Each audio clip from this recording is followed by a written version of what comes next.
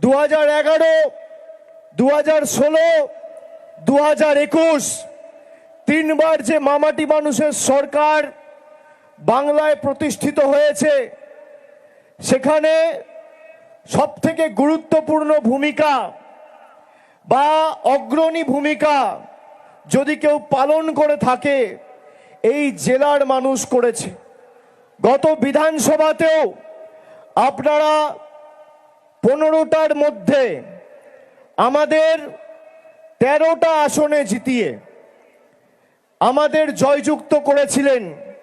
খড়গপুর সদর আর ঘাটালে অল্প কিছুর ব্যবধানে তৃণমূল প্রার্থীরা পরাজিত হয়েছিল।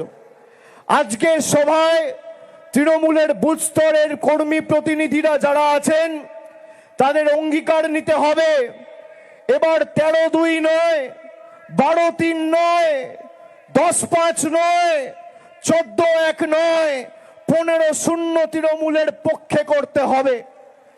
যে কটা হাড়মাত বেঁচে রয়েছে, সব কটাকে ঝেঁটিয়ে এই মেদিনীপুরের মাটি থেকে বিদায় দিতে হবে।